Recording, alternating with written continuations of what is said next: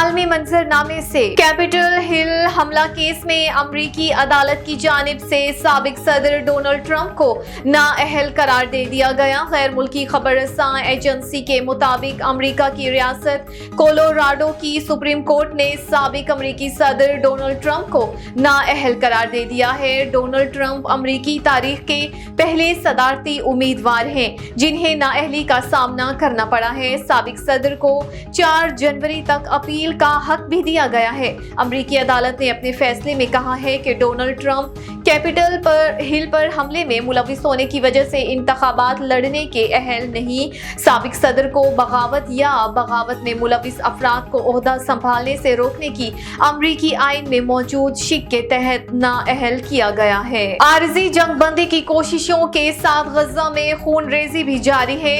صہیونی فوج نے ایک روز میں 100 فلسطینیوں کو شہید کر دیا، جس کے بعد اسرائیلی بمباری میں شہید ہونے والوں کی مجموعی تعداد 20,000 ہو گئی ہے۔ اسرائیلی فوج غزہ کی پٹی کے شمال اور جنوب میں ہر طرف بمباری کر رہی ہے۔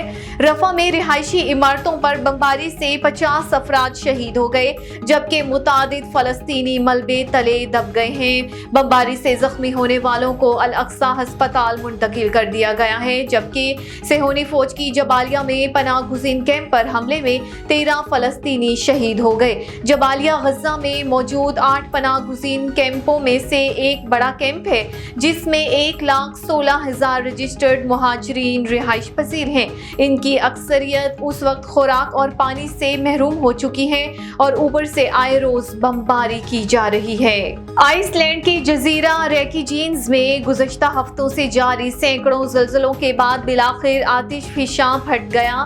عرب میڈیا کی رپورٹ کے مطابق 18 دسمبر کی رات مقامی وقت 10:17 پر آتش فشاں پھٹنا شروع ہوا، جس کے بعد آسمان پر سرخ اور راکھ کے بادل فضا میں پھیل گئے۔ دیکھتے ہی دیکھتے ابلتے ہوئے لاوے نے کئی مربع کلومیٹر علاقے کو اپنی لپیٹ میں لے لیا، جس کے بعد دارالحکومت کے جنوب مغرب میں واقع علاقے کو ہائی الرٹ کر دیا گیا ہے۔